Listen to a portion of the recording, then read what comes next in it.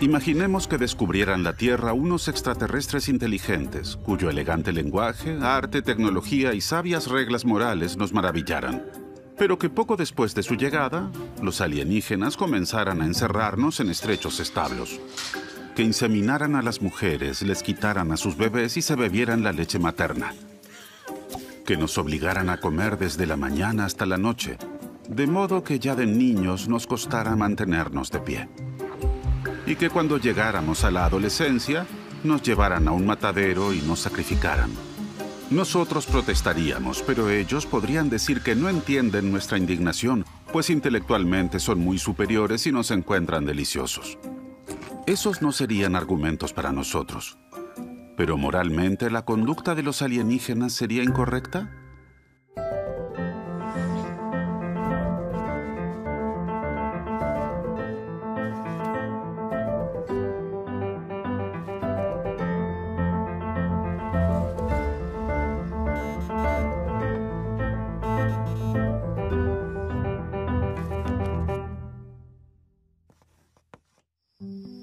Cuando miramos las estrellas, a veces nos preguntamos qué significado pueden tener frente al infinito nuestras acciones aquí abajo.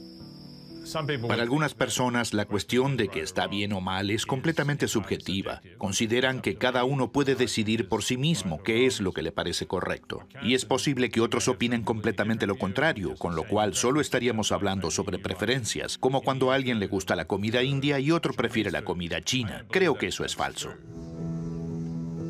La Universidad de Princeton en los Estados Unidos. Peter Singer es uno de los filósofos más influyentes de la actualidad. Se ocupa de una pregunta tan vieja como la civilización: ¿qué está bien y qué está mal? Creo que al debatir sobre ética hay margen para la razón y la argumentación. Y que hay muchas personas que adoptan posturas sobre las que no han pensado, que no han sido objeto de reflexión, y que cuando reflexionan sobre ellas, encuentran que mucho de lo que creen no es realmente coherente. La visión del mundo de Peter Singer se basa en un enfoque filosófico particular llamado utilitarismo. Se trata de hacer un balance entre la suma total de placer y dolor, o de felicidad y sufrimiento, y maximizarlo. Así que, para un utilitarista, la acción correcta es la que tiene las mejores consecuencias para todos los afectados. Y las mejores consecuencias consisten en promover la mayor cantidad de bienestar para todos los afectados. Entonces, como utilitaristas, si tenemos que elegir entre varias acciones posibles, deberíamos considerar cómo afectarían esas acciones a la felicidad y la infelicidad de todos los involucrados. Supongamos que tenemos 10 invitados para cenar. A 3 les encanta la carne asada, 7 prefieren pollo. ¿Qué deberíamos cocinar? Si fuéramos una doctora en una catástrofe, ¿deberíamos darle prioridad a la atención de otros médicos para luego poder salvar juntos a otras personas? ¿Deberíamos ayudar a un lobista del tabaco que nos pregunta cómo llegar al Parlamento, incluso si con el tiempo de trabajo ganado de este modo probablemente causara un gran daño social? Como utilitaristas, deberíamos calcular qué podría significar cada posible acción para la cantidad total de felicidad en el universo. Y luego seleccionaríamos la opción que maximice la felicidad. Entonces enviaríamos al lobista en la dirección equivocada. Priorizaríamos curar a otro médico y, por supuesto, cocinaríamos pollo. Así es como funciona el utilitarismo entre las personas. Pero Peter Singer ha dado un paso más y ahora también pregunta ¿qué pasa con los intereses del pollo? No se puede trazar una línea entre las especies, porque no creo que la especie sea en sí misma un criterio moralmente relevante, como tampoco creo que lo sea la raza o el sexo. Y si en vez de eso se toma algo que podría ser un criterio moralmente relevante, como las capacidades intelectuales, entonces siempre habría una superposición. Entre los humanos que carecen de estas capacidades debido a un daño cerebral o una anormalidad genética, y los animales que poseen estas capacidades en mayor grado que esos humanos que están fuera de la norma. Un viaje en el tiempo deja claro que una especie no representa un límite definido. Imagínese que usted toma a su madre de la mano, quien a su vez toma a su madre de la mano y esta a su madre a lo largo del árbol genealógico a través de los milenios y millones de años. Y un chimpancé en algún lugar de África hace lo mismo. Toma la mano de su madre, esta la mano de su madre, así hacia atrás en el tiempo, hasta que encuentran una madre primordial común. Se forma una larga cadena humana, una cadena de primates de unos 1000 kilómetros de largo. El chimpancé y usted son primos lejanos que se dan la mano a través de todos los tiempos. Si la moral realmente terminara en la frontera de la especie, entonces en algún lugar de esta fila tendría que haber una madre y una hija, una de las cuales sigue siendo un ser humano y la otra un animal. Una tendría la misma importancia moral que nosotros, la otra ninguna. Los humanos estamos mucho más cerca de un chimpancé que un chimpancé de un perro, y no digamos de una ostra o cualquier otro invertebrado. Y sin embargo, nuestro sistema jurídico establece tradicionalmente una única distinción relevante en el reino animal. Está el Homo sapiens y luego está el resto. Bueno, estas son nuestras opciones. Podría sentarme aquí en el estrado de los testigos y la metáfora sería que soy un testigo que declara a favor de los animales. Gary Francione es profesor de Derecho y Filosofía. O podría sentarme aquí en la tribuna del jurado y ser uno de los jurados. En los años 80 fue el primero en enseñar Derecho Animal en una universidad. O podría sentarme aquí donde están los jueces. Ha estudiado la historia de la relación entre los animales y el derecho. En Occidente, antes del siglo XIX, los animales estaban excluidos de la moral y de la comunidad legal. Eran considerados cosas. Había personas como Descartes que no creían que los animales fueran sintientes, así que no pensaban que tuviera importancia lo que se les hiciera. Descartes diseccionaba animales vivos que naturalmente aullaban de dolor. Para él no eran más que máquinas hechas por Dios. Cuando una máquina hecha por humanos necesita aceite, rechina. Cuando una máquina hecha por Dios se ve afectada negativamente de alguna manera, aúlla.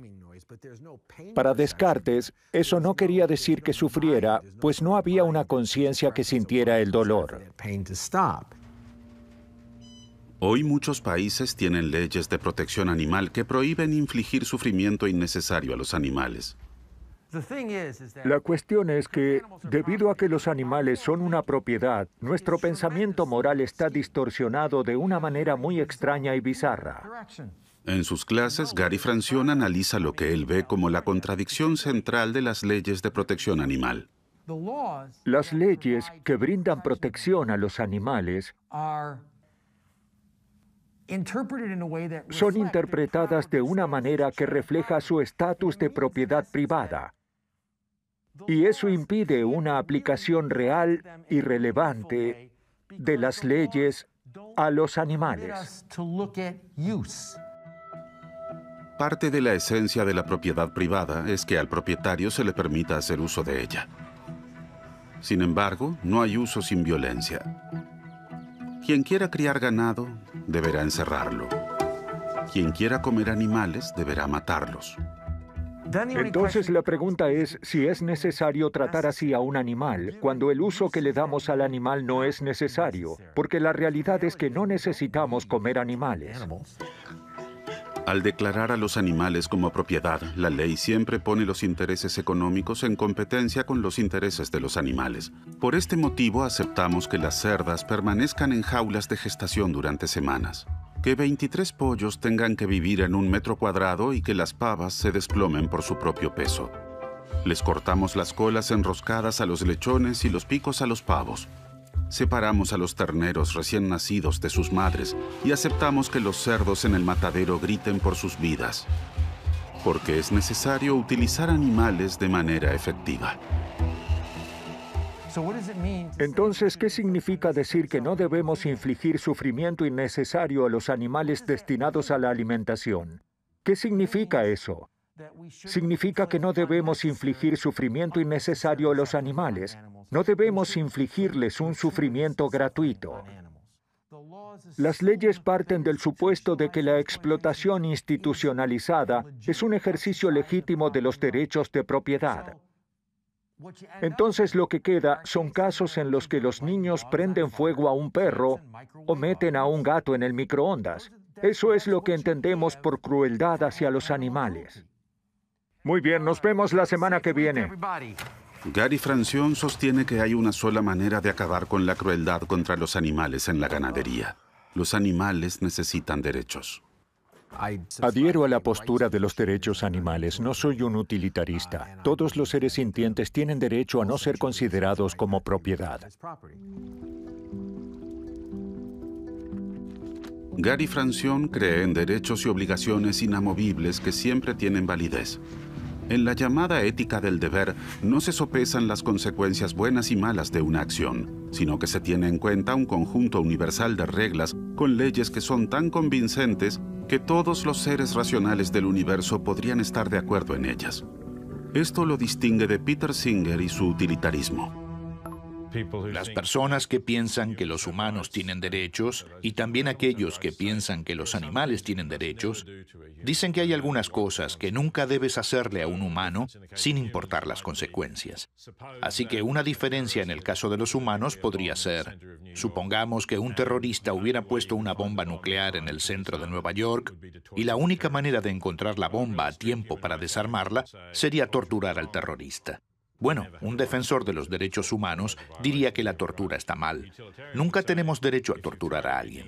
Pero un utilitarista diría, si es la única manera de detener la explosión de la bomba, estaría justificado torturar a un terrorista.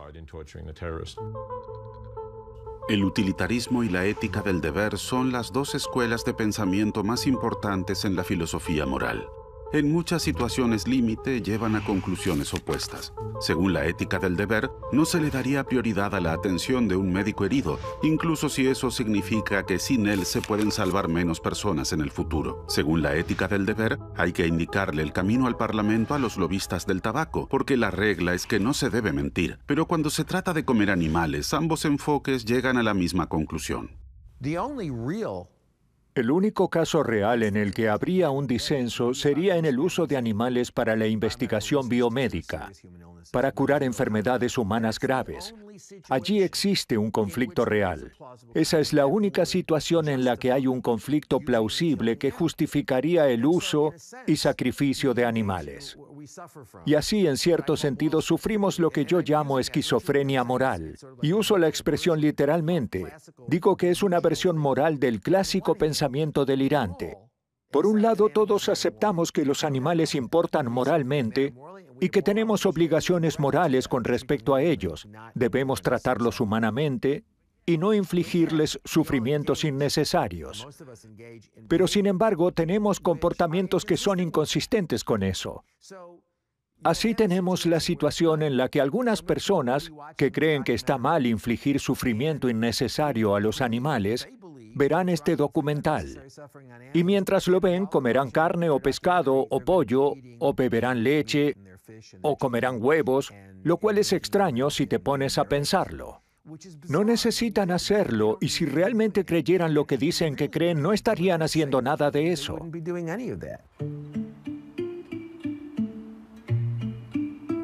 Reflexionar sobre la moral conduce inevitablemente a la conclusión de que debemos abstenernos de los productos animales. Todos los enfoques éticos presuponen una cosa: que a partir de nuestros intereses podemos inferir los de los animales y concluir que los animales sienten igual que nosotros. Pero ¿cómo sabemos lo que sienten los animales que terminan en nuestros platos? Los cerdos son muy inteligentes, pueden aprender muchas cosas. Sarah Hintze investiga en la Universidad de Agronomía las emociones de los animales de granja. Como se ve, disfrutan de todo tipo de cosas, les gusta juguetear. Quiere comprender la vida interior de los animales. Lo importante es preguntarles a los cerdos de una manera que puedan entender.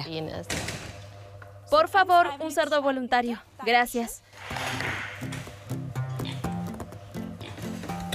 En los experimentos, los cerdos tocan campanas, abren puertas y presionan botones.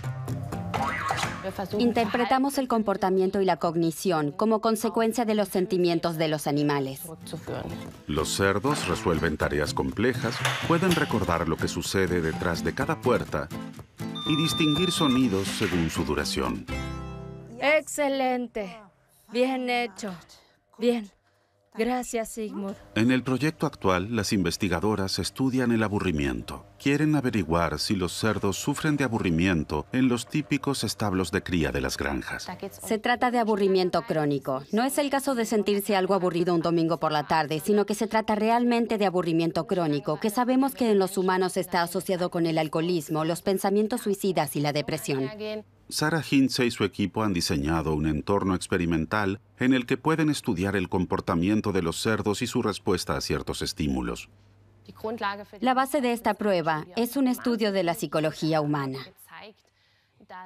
Se ha demostrado que cuando las personas se sientan en una habitación durante un cierto periodo de tiempo, por ejemplo 15 minutos, y no se les permite soñar despiertas, comienzan a infligirse descargas eléctricas que previamente habían calificado como muy desagradables. Para los humanos, el aburrimiento es tan terrible que preferimos autoherirnos a no experimentar nada en absoluto. Y en esta prueba, queremos averiguar qué tan dispuestos están los animales a trabajar por algo que no siempre es positivo, sino que es simplemente neutral o ligeramente negativo. Así que no trabajamos con descargas eléctricas. Cecilia. En cambio, las investigadoras trabajan con una ráfaga de aire que los animales encuentran desagradable. Los cerdos pasan hasta 12 minutos solos y completamente aislados en la caja. Es el turno de Cecilia. La ráfaga de aire la asusta al principio. Se mantiene alejada del botón durante algunos minutos. Los datos en sí aún no han sido analizados, pero ya hemos visto que los animales dicen no volveré a presionar el botón, pero hacia los 12 minutos se exponen otra vez a la ráfaga de aire. Con Cecilia, el momento llega después de 4 minutos y 15 segundos. Prefiere aceptar otra experiencia desagradable que seguir aburriéndose. Al igual que nosotros los humanos con las descargas eléctricas. Y estos son cerdos que luego son sacrificados y comercializados como cerdos de engorde. Eso también es muy relevante para nosotros, que se vea el amplio repertorio de comportamiento que tienen estos animales, todo lo que pueden aprender y la personalidad que tienen. No hay un cerdo igual a otro, se los puede distinguir por su carácter. Los animales tienen nombres, las doctorandas trabajan con ellos todos los días, los conocen y eso no es fácil. También hablamos mucho de ello, y la razón por la que hago esto es porque espero descubrir datos y conclusiones que luego ayuden a la mayor cantidad posible de animales.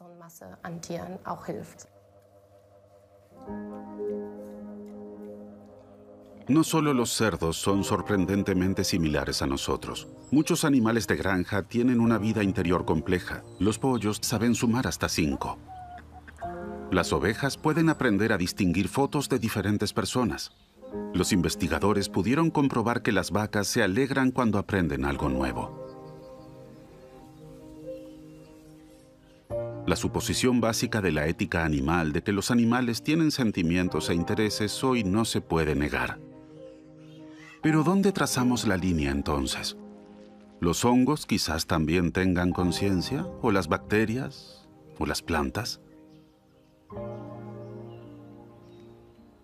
Si un organismo o entidad tiene conciencia, entonces se siente algo al ser ese organismo. El biólogo evolutivo John Malat investiga este límite entre el mundo consciente y el inconsciente. La función de la conciencia es ensamblar diferentes impresiones sensoriales en una imagen conjunta del mundo, una especie de escenario teatral simulado en la cabeza. En este escenario teatral en nuestra cabeza organizamos nuestras impresiones sensoriales como actores y accesorios. Todo lo que sucede a nuestro alrededor tiene lugar en esta simulación. Con la ayuda de este mundo interior, podemos anticipar lo que sucederá a continuación y probar cómo diferentes acciones afectarían a nuestro entorno. Y la función de los aspectos emocionales, de la conciencia, es asignar importancia a los diversos objetos o estímulos que percibimos. Como en el escenario suceden muchas cosas simultáneamente, la naturaleza inventó algo genial: los sentimientos. En el escenario interior, los actores que desencadenan en nosotros los sentimientos más intensos son los que más determinan nuestras acciones. John Malat ha estudiado innumerables cerebros y desarrolló una teoría sobre el origen de la conciencia. Sostiene que para entender por qué llegó al mundo el sentimiento hay que viajar en el tiempo a la prehistoria de nuestro planeta, a la era geológica del Cámbrico temprano. La historia comienza hace poco más de 500 millones de años, en el fondo del océano, con la denominada estera microbiana. Estas esteras microbianas se componen de bacterias y algas, una capa de organismos unicelulares, como un gigantesco sarro verde en el fondo marino. Tal vez era así de gruesa en todos los fondos marinos poco profundos de la Tierra, y conformaba una tremenda fuente de nutrientes, una tremenda fuente de alimento. Ya existían los primeros animales en esa época, pero hoy probablemente sería difícil reconocerlos como tales. Algunos de ellos eran realmente extraños, anclados a la estera, y luego tomaban forma de hojas. Pero los que más nos interesan son los gusanos. Había muchos tipos diferentes de gusanos, como puede verse en sus rastros. Eran tantos que se lo denominó el mundo de gusanos. Hay una diferencia radical entre este mundo de gusanos y nuestro mundo animal de hoy. No había depredadores. Era un mundo sin garras ni dientes. Los gusanos, los animales más activos de la época, parecían perfectamente satisfechos con el rico buffet de esteras microbianas. Luego, todo cambió. Los primeros gusanos comenzaron a comerse a otros gusanos. Probablemente fue tan simple como que una especie de gusanos comenzó a alimentarse de carroña. Encontró un pedazo de otro gusano medio podrido y descubrió ahí una fuente de nutrientes realmente rica. Después se especializó en comerse a gusanos vivos de otras especies. Así, estos gusanos se convirtieron en los primeros carnívoros de la historia de la Tierra. Y así comenzó una gran competencia. Una gigantesca carrera armamentística cámbrica. A una velocidad vertiginosa, en unos pocos millones de años, los animales cazados desarrollaron una amplia variedad de estrategias para protegerse contra los depredadores. Aparecieron los crustáceos y los gusanos aprendieron a enterrarse en la arena. Pero la estrategia más interesante contra los depredadores era huir rápidamente. Hasta este punto, la vida en la Tierra seguía un ritmo de crecimiento lento, como sucede todavía hoy con las plantas. Pero para reaccionar a los peligros en tiempo real hay que ser capaz de captar con precisión el mundo que existe alrededor. Eso llevó a la evolución de ojos que formaban una imagen fotográfica que permitía ver venir a los depredadores. También a piel sensible para poder sentir las vibraciones de los depredadores que se acercaban. O a un agudo sentido del olfato para percibir el olor de un depredador que estuviera cerca. El factor decisivo para una huida exitosa, sin embargo, es tener en la cabeza que el cazador está ahí, incluso si no podemos percibirlo con nuestros sentidos. Así nace el escenario interno y, por lo tanto, nuestra conciencia. Los predadores evolucionaron de la misma manera para atrapar a las presas, las que se escondían o que escapaban rápidamente. Los predadores tuvieron que desarrollar ojos para poder ver todo su entorno, al igual que las presas. Y también construyeron un escenario teatral en la mente. Con la conciencia también aparecen los sentimientos que dan significado a las impresiones que hay en el escenario interno. Si se acerca un depredador grande y peligroso, enseguida se le asigna mucha relevancia con respecto al resto de las cosas del escenario. Desde un punto de vista evolutivo, los sentimientos son ante todo los encargados de protegernos de ser devorados. Los animales con el talento para sentir dolor y miedo prevalecen. Los animales que mejor escapaban de los depredadores son nuestros antepasados, los primeros vertebrados, los primeros peces. Todos los vertebrados actuales descienden de estos primeros animales. Todos los peces, anfibios, reptiles, aves y mamíferos. Artrópodos y cefalópodos surgieron de los cazadores de esa época.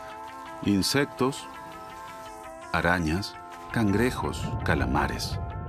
Estamos conectados a todos ellos por la mágica capacidad de sentir algo. Esto significa que para todos los demás organismos las luces están apagadas. Ser esos seres es como no sentir nada. Realmente se puede trazar un límite. Hay vida inconsciente, plantas y hongos, pero probablemente también gusanos, mejillones o medusas. Sus movimientos son meros reflejos. Dado que no pueden sentir nada, no les importa lo que hagamos con ellos. Y hay animales que pueden sufrir, animales como nosotros y los animales de granja. Cuando se trata de evitar el sufrimiento, resulta decisivo de qué seres vivos nos alimentamos. ¿Con esto no queda acaso todo dicho desde un punto de vista moral?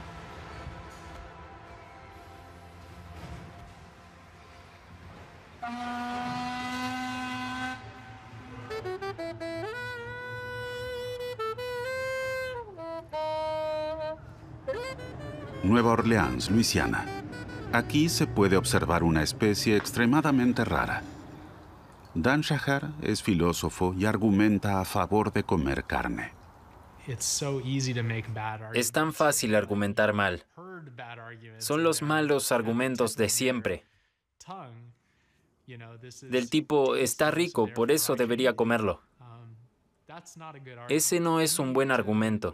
Debemos tomarnos el asunto de una manera más seria si formularemos una defensa genuina de algo que hacen la mayoría de las personas. La argumentación de Dan Shahar comienza en el supermercado. Este que está detrás creo que podría ser nuestro ganador. Para él, comprar un trozo de cerdo y asarlo junto con amigos no lo hace responsable de las condiciones de mantenimiento y muerte del animal. Hey, how's it going? Porque la influencia de cada compra individual es tan pequeña que no hace ninguna diferencia en sí misma. Un tendero no puede darse el lujo de tomar decisiones sobre qué artículos tener en stock en base a si una persona cenará tofu o chuletas de cerdo.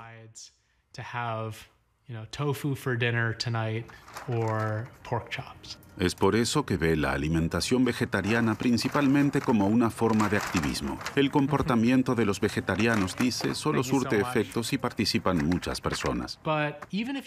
Pero incluso si piensas que los individuos no hacen una diferencia realmente tangible, el movimiento vegetariano en su conjunto está teniendo un fuerte impacto. Deberíamos felicitarlos. En lo que no estoy de acuerdo con los vegetarianos es principalmente en que suelen pensar que está mal no ser vegetariano.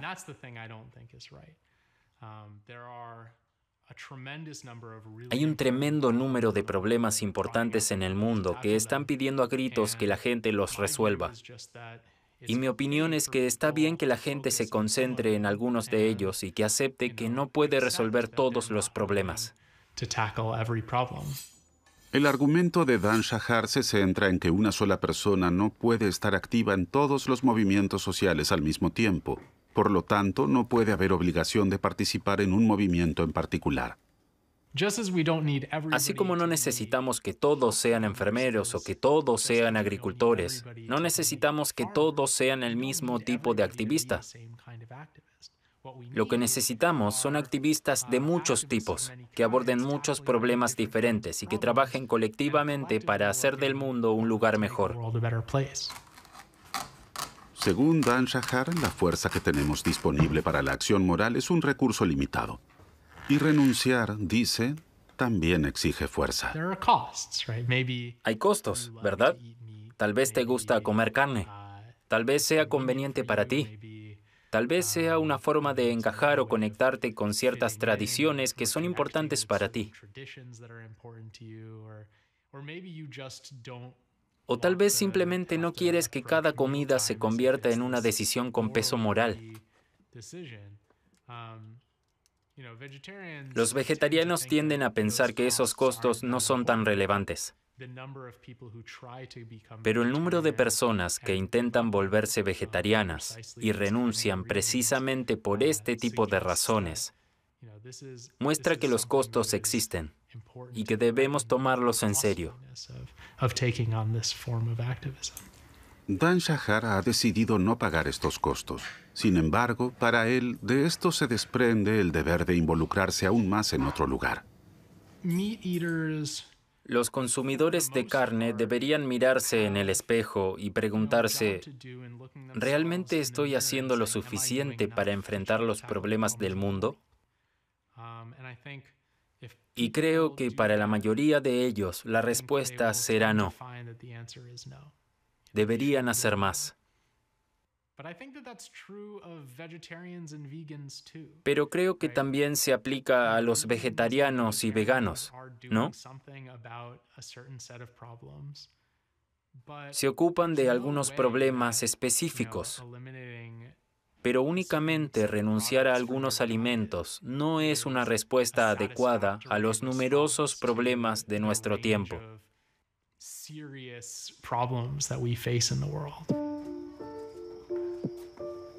Las tesis de Dan Shahar suenan concluyentes. El individuo no marca la diferencia, y no todos tienen que comprometerse con las mismas cosas. Pero, ¿y si llevamos el argumento más lejos? ¿Qué les responderíamos a los pedófilos que argumentaran de la misma manera? ¿Que la descarga individual de imágenes no hace ninguna diferencia? ¿Y que en lugar de promover los derechos de los niños simplemente se comprometan con otra buena causa? ¿Es posible justificar de manera tan fácil algo moralmente incorrecto?